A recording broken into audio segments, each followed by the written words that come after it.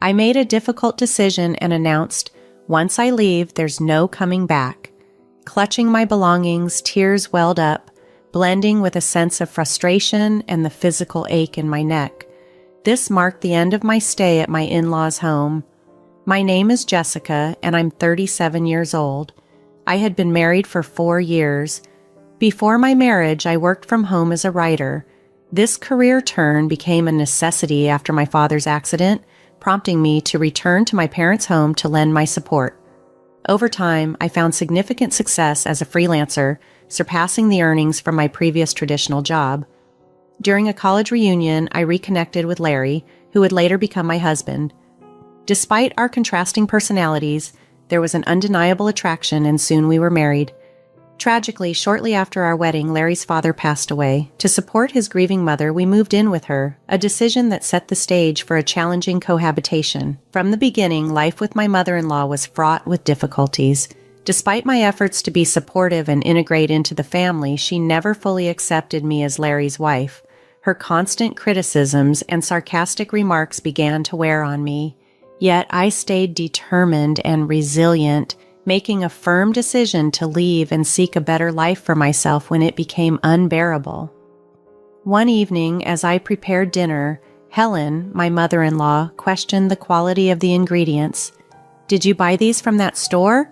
How can you prepare a proper meal with such ingredients?" she scoffed. "These were actually from the nearby luxury supermarket. I'm sorry if it's not to your taste, Helen. It's just a simple salad. Larry likes it, and I often make it." "Yes, it's a bit pricey," I replied, trying to keep the peace. "My goodness, act in a way that doesn't bring shame to our family. You never know who's watching," she sighed, clearly disappointed. Her words stung, but they also ignited a resolve within me to gain her recognition through improving my grooming and cooking skills. Despite my daily efforts, her cold gaze never softened. Initially, I brushed off her sarcasm and harsh words, but over time, they weighed heavily on me, making me feel invalidated and powerless. I yearned to confide in Larry, but our relationship had shifted. We hardly spent quality time together anymore. "I've been busy with work lately," Larry would say, looking exhausted. Feeling increasingly isolated, I finally gathered the courage to share my concerns with him. "Hey, I have something to discuss," I started one day. "Oh, I actually have something to tell you too. I quit my job 4 months ago," Larry interjected. "What? Quit? What do you mean?" I gasped in surprise. "Don't worry, I've already started another job. Remember the select shop I always wanted to open? I finally launched it. I'm co-managing it with Senior Samuel," he revealed, referring to a respected figure from our university known for his leadership and charisma. In college, he developed and successfully sold a game app, later starting a startup with his friends to showcase his skills. In his usual gentle way, but with a hint of guilt in his eyes, he said, "I didn't want to worry you or Mom. I'll work harder from now on. Will you support me?" His words moved me, yet I hesitated slightly before responding.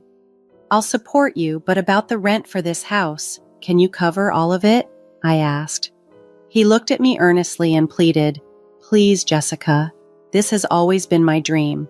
It's taking longer than expected to turn a profit. That's why I want to invest more in advertising. I'll definitely get this business on track before we leave here. I need your help to do that." Moved by his passion and sincerity, I couldn't refuse. I could afford the rent with my income, and fortunately we had some savings. More importantly, I have never forgotten the day I chose to marry him, sharing and empathizing with his dreams and passion. "If you say so, I understand, but only until the lease on this rental ends. Also, I want to know more about the store you're running," I agreed. "Of course, thank you," Larry said, showing me the website of his select shop. I was impressed by its charm and asked if there was anything I could help with. "I want you to focus on your work and please don't tell my mother about this. I don't want to worry her," he requested. With this new development, thoughts of my mother-in-law completely left my mind. I was eager to support Larry's business, but the monthly expenses I had to cover kept increasing. Gradually, managing the entire household budget, financially aiding my husband, and even providing an allowance to my mother-in-law became solely my responsibility. My only hope was for the rental contract to end quickly. Jessica, could you put off your computer work for a bit and do some cleaning?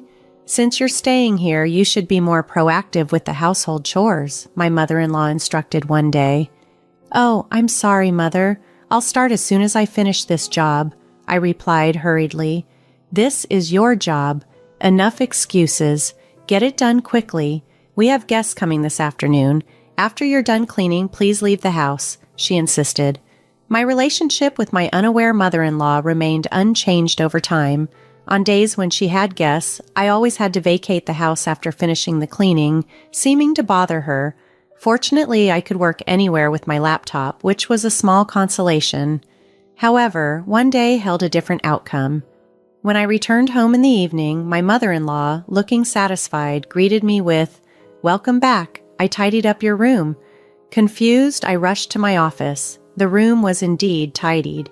In the middle of the room, neatly organized, were a large suitcase and 2 duffel bags. Puzzled, I asked my mother-in-law, "What does this mean, Mother?"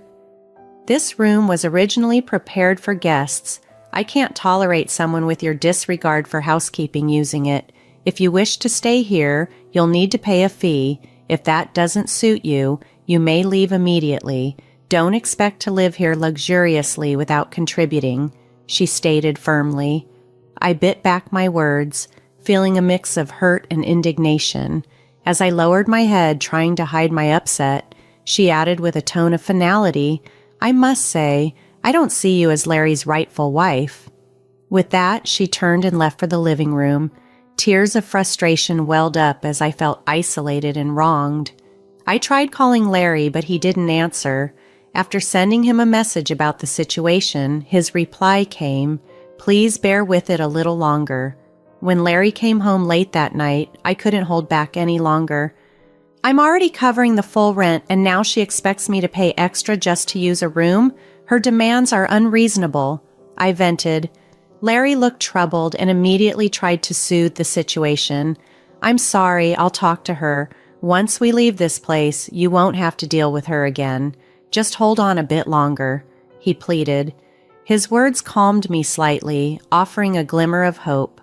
The next morning, it seemed Larry had spoken to his mother. We had breakfast together in an unusually quiet atmosphere, without her typical sarcastic remarks. Since my room had been cleared, I decided to work from the dining table. Mid-morning, my mother-in-law approached unexpectedly. "Are you leaving today?" she inquired. Before I could respond, I felt a sudden sharp pain in my neck. "Ouch, that's hot!" I exclaimed, turning to see her smirking with a hair iron in hand. "Why would you do this?" I managed to ask, clutching my neck, bewildered and in pain. "It's time you felt some heat, too," she sneered. "I wanted to test how thick-skinned you are. You live such a luxurious life, yet you contribute nothing." "I work hard, too," I protested, my voice filled with disbelief and anger. "Why would you do something so cruel?" She scoffed. "You call your at-home job work? You're just using it as an excuse to laze around. Nothing more." Her words stung as I hurried to the kitchen for a cooling pack, the pain in my neck a harsh reminder of the growing rift between us. Overwhelmed by the unfairness of it all, I couldn't help but glare at my mother-in-law. "What's with that look? The look of a pitiful person," she scoffed. "I've reached my limit. Leave this house immediately or I can't be responsible for what happens next." "Am I free to leave?" I questioned, my voice shaky with the weight of the decision. "I won't come back, you know." "Yes, that's fine. I'm fed up with supporting someone like you," she retorted, her words dripping with disdain and disappointment. Overcome with a whirlwind of emotions, I began to cry as I packed my things. Fortunately, since my mother-in-law had already organized my belongings the day before, the process was quick. I left my in-laws' home without a backward glance, and after a brief visit to the hospital, I found solace at my favorite cafe. The spacious tables and tranquil atmosphere provided the perfect setting to focus and gather my thoughts. As I debated whether to contact Larry, I was unexpectedly greeted. "Jessica, is that you?" To my surprise, it was Senior Samuel. "It's been a while. How's Larry doing? I heard you were the co-owner of his shop," he remarked. Caught off guard, I apologized for not greeting him earlier. "I only helped with the website design at Larry's request," I explained. Senior Samuel looked puzzled. "Co-owner? What do you mean? I just heard you were the main sponsor." I was taken aback by his words. Larry had lied? This revelation hit me hard. It turned out that Larry had rented a different apartment and had been making an effort during the initial months, a detail he hadn't shared with me. Despite Larry's involvement in the online shop, others were handling the inventory, shipping, and promotion from the outset. Against the advice of Senior Samuel, who suggested he take a more hands-on approach, Larry maintained that such tasks weren't suitable for a businessman. Consequently, there was no growth in foot traffic or sales, just a continual rise in expenses. According to Senior Samuel, Larry was now deeply engrossed in the internet business, spending lavishly on consultants and portraying himself as a successful business owner while sometimes treating his employees poorly. I was stunned by these revelations. The added strain of covering my mother-in-law's expenses stemmed from the depletion of my father-in-law's inheritance, a fact unknown to me until now. Larry's recent pleas for financial help were likely a result of dwindling funds, something he had concealed from me. Connecting the dots with Senior Samuel's insights, the picture became painfully clear. After thanking Senior Samuel, I left the cafe and found myself at my parents' doorstep, luggage in tow. My father greeted me with a surprised look. Overwhelmed, tears streamed down my face as I faced my parents, who had been unaware of my struggles. "Tell us what happened." "Your mom and I are always here for you," my father assured me. Encouraged by their support, I broke down and shared everything: the harsh treatment from my mother-in-law, the financial burdens I carried for the in-laws' household, and the revelations about Larry. Both of my parents were deeply moved and shared in my tears. "There's no need to return to your in-laws. Live for yourself from now on," my father declared, his words echoing with sincerity. That conversation lifted a tremendous weight off my shoulders. What had I been enduring all these months? The only word from Larry was a brief message asking, "Where are you now?" After ignoring several similar inquiries, his attempts to reach out ceased. It seemed my presence in his life was inconsequential. But in that moment of realization, more than sadness, I felt a decisive clarity.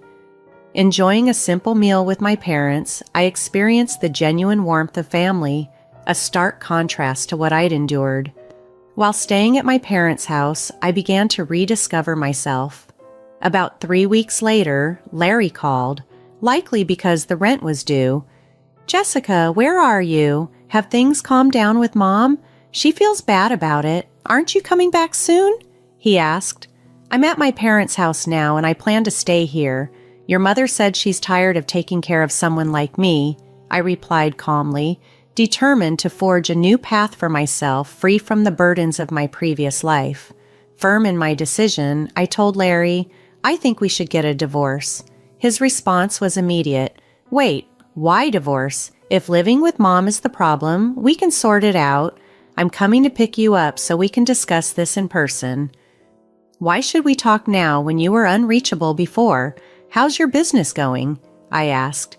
There was a pause before he replied, "Actually, I'm consulting with a business expert. There might be a big breakthrough next month." "That's beside the point," I countered.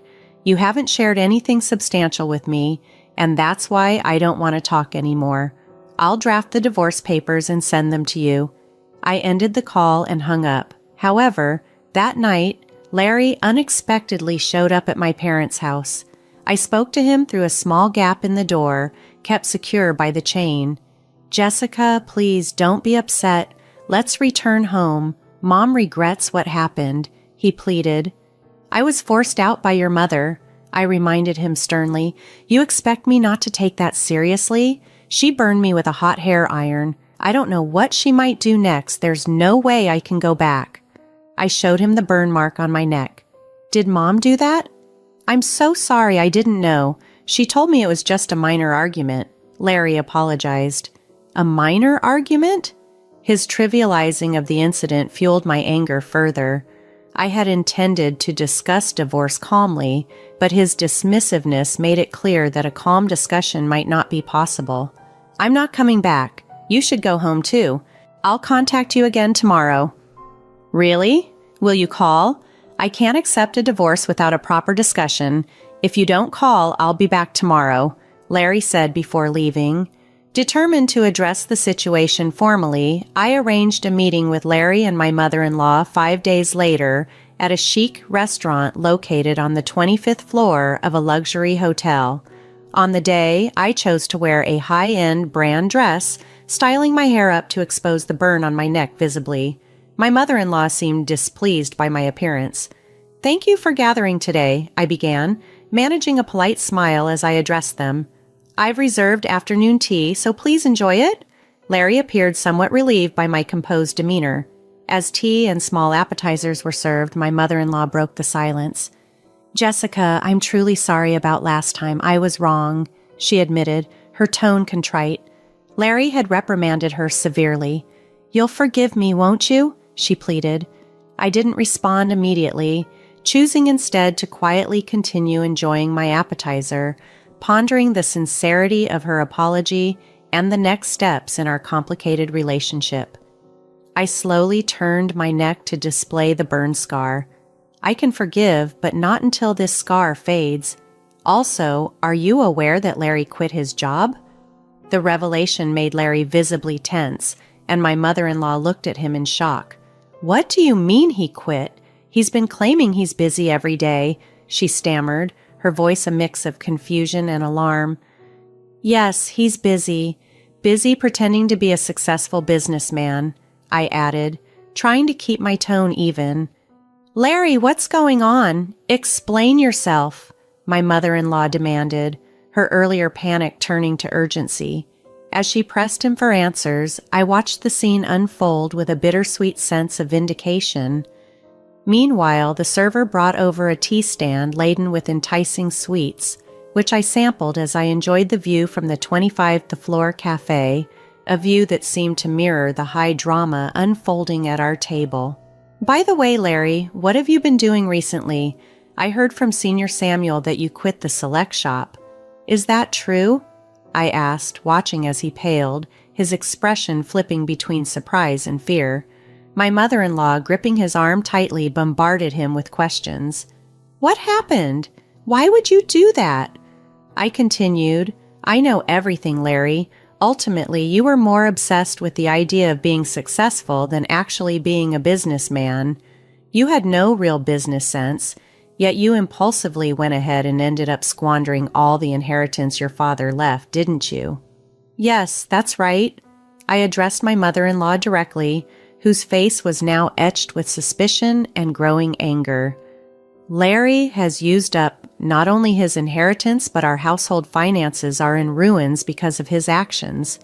I let the weight of the situation sink in for a moment before adding, "I have been covering all the expenses for the house. Even the allowance you thought Larry was giving you came from my wallet. In addition to that, I've been paying for all of Larry's misguided ventures." My mother-in-law slumped back into the sofa, her expression one of shock and despair. The realization of the situation seemed to drain the fight from her as she absorbed the gravity of the financial disaster wrought by her son. As I observed their reactions, I continued, "While he's been masquerading as a businessman, we've been sinking financially." Larry tried to offer reassurance.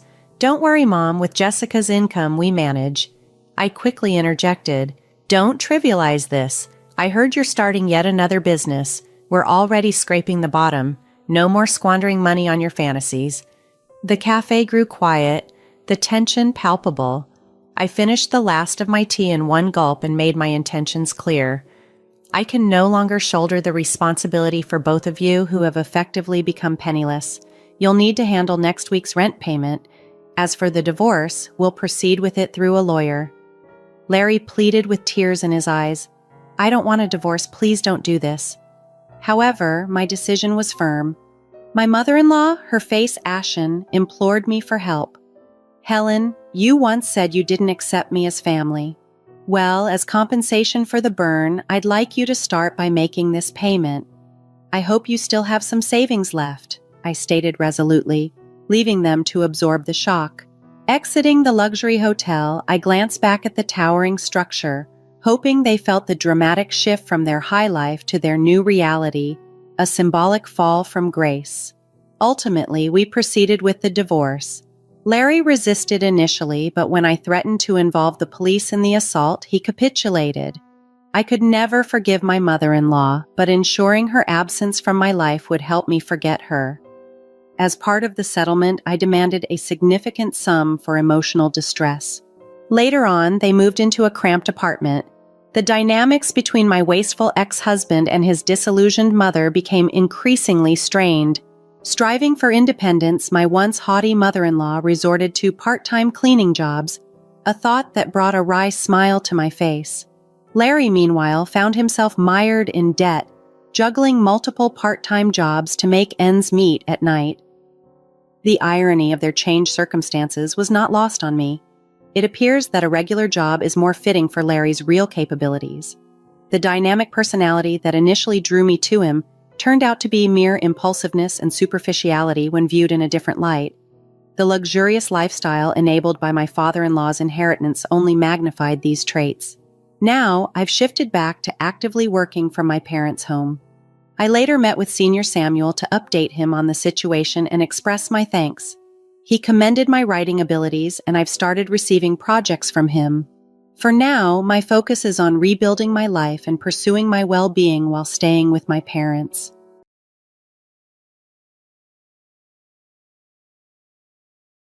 Where did you go?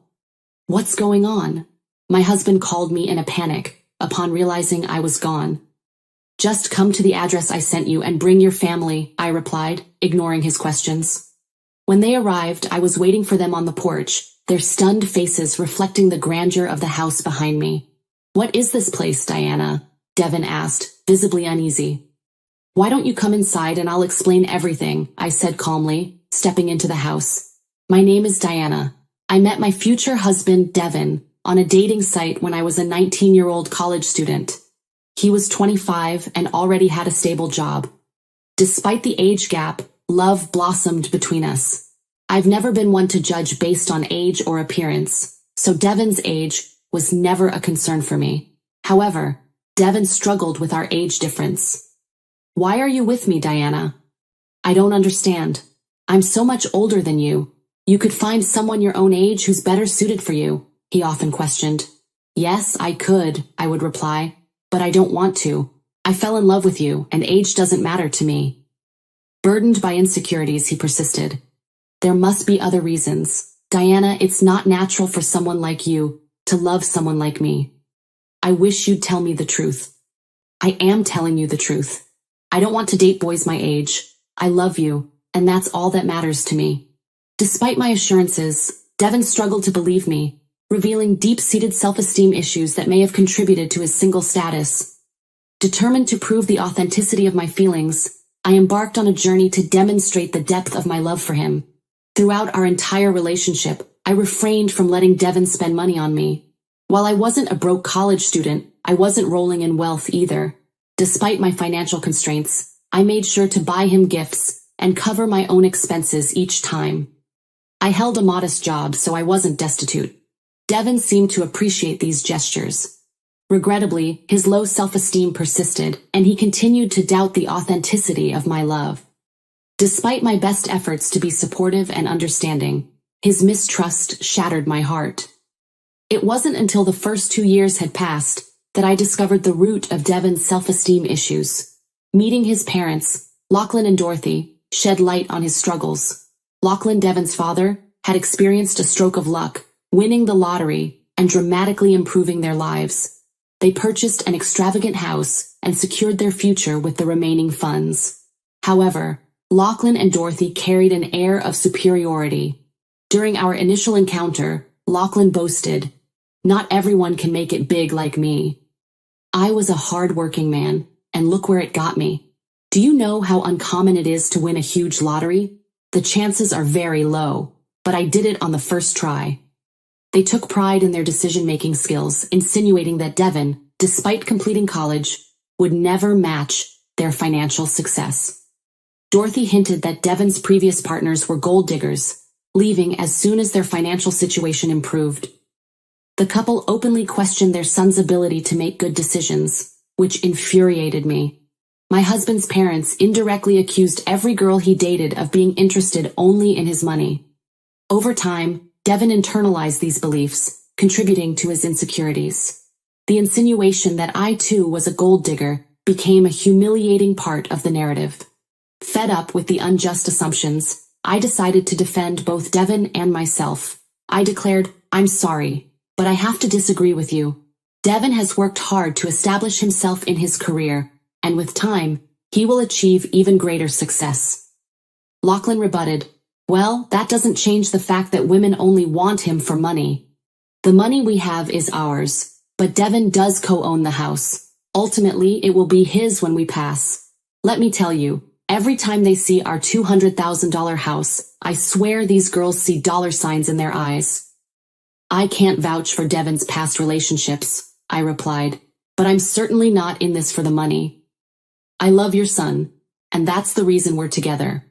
I have no interest in your house." "Don't worry, Diana," Dorothy interjected. "Sometimes it's challenging to accept that people can be successful and live in nice houses. You live in a small rented apartment with roommates. After spending time around our house, you might start desiring it too. It's just a matter of time." Lachlan and Dorothy's comments were pushing my anger to the brink.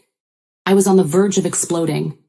Devon heard it all, but chose not to respond or defend himself, steering the conversation in a different direction. His nonchalant attitude surprised me. On our way home, I decided to address it with him. "Devon, your parents are being unkind. They're insulting both of us. Why didn't you speak up?" "What did you expect me to say, Diana?" he responded. "I can't be certain they're entirely wrong. Women in the past have used me to try and benefit from my parents' wealth. They made grand plans involving the house and how it would be ours once my parents passed away. Even if they were gold diggers, that doesn't mean I am one too. You stayed silent when your family insulted me as well," I added angrily. "You know my family is well off now. There's a chance they're right about everything. I'm not saying you had bad intentions, but I can understand why it might seem questionable. You don't have parents, so you rely on my inheritance alone," he concluded.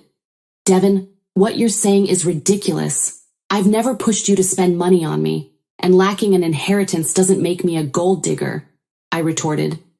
Devon remained unwilling to acknowledge my concerns, insisting that he loved me and the reasons behind it didn't matter.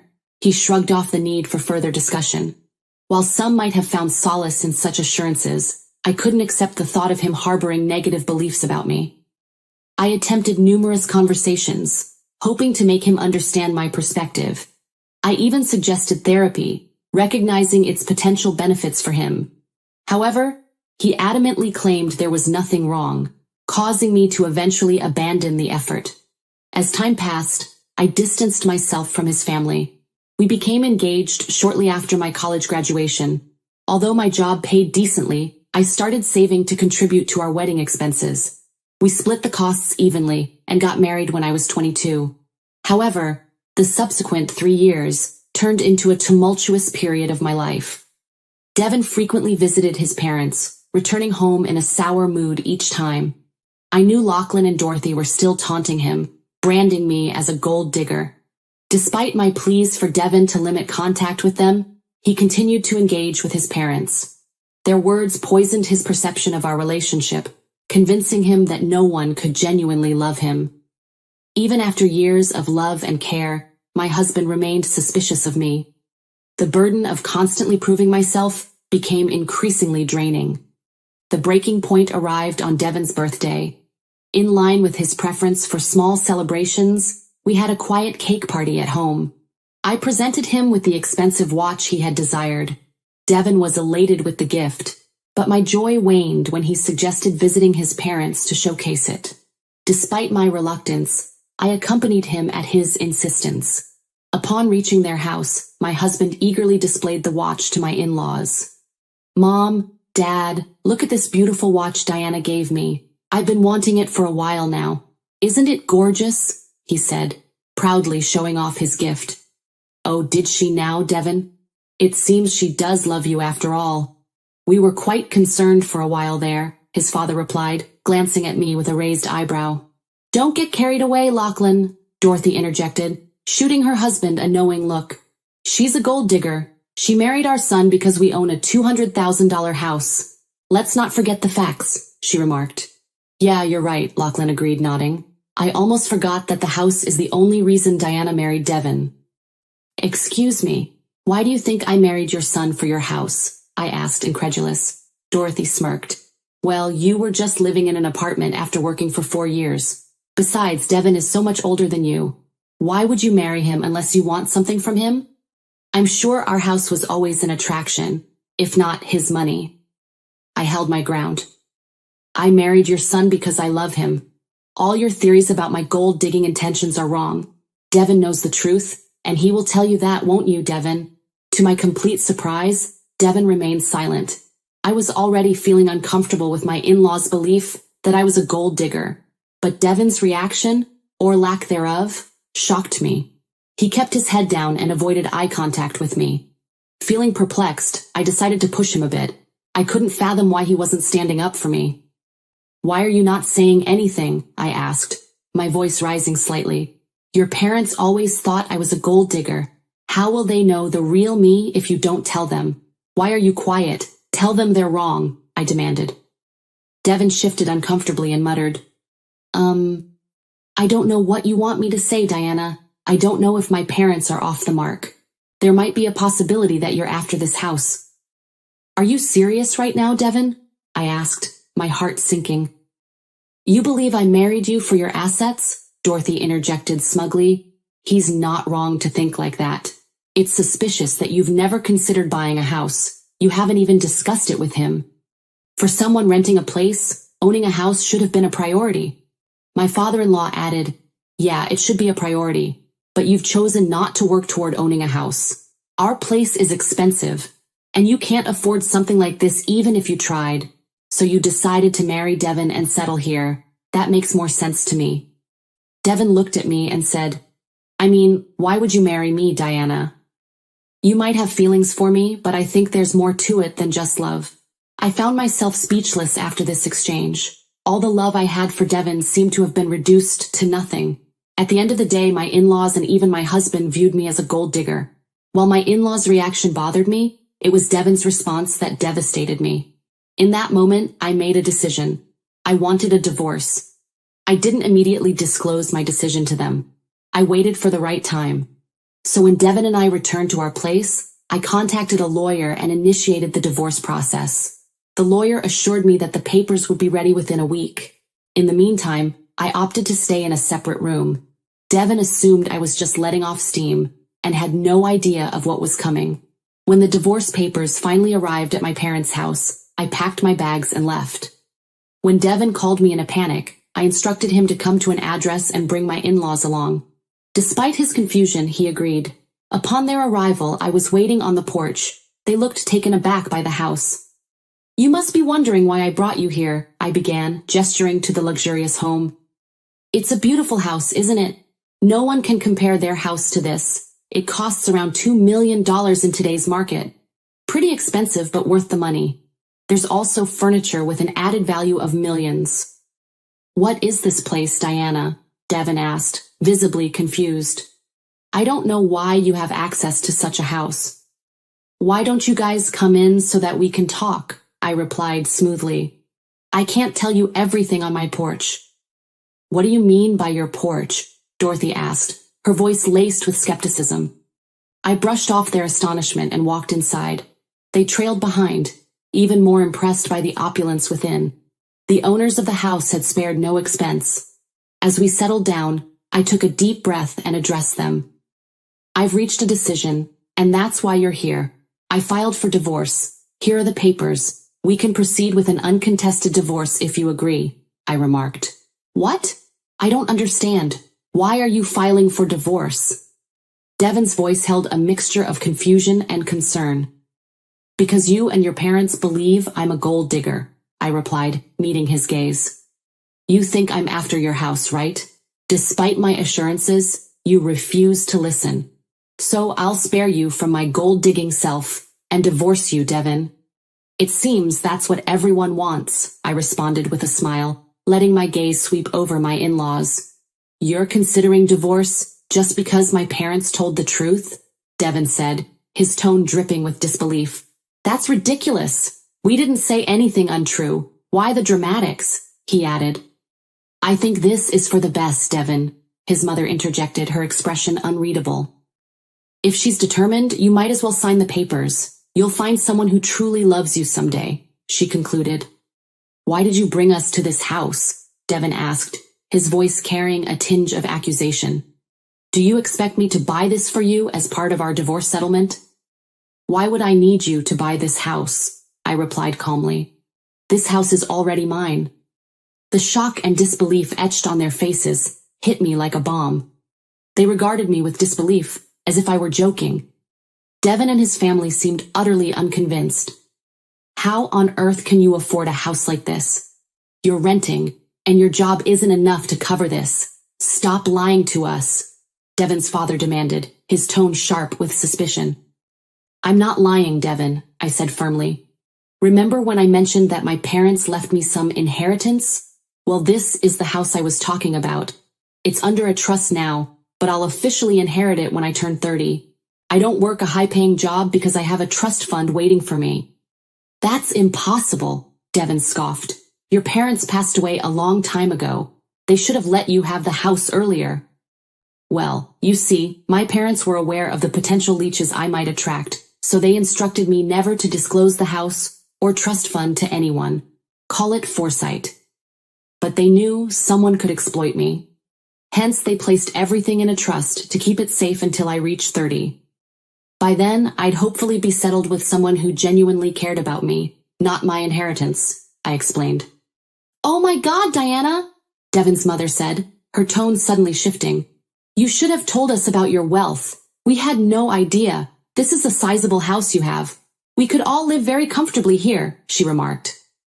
Yeah, you should have shared that sooner, Devin's father added, sounding both shocked and eager. We thought you were after our house. We could have avoided all the misunderstandings, he excused himself.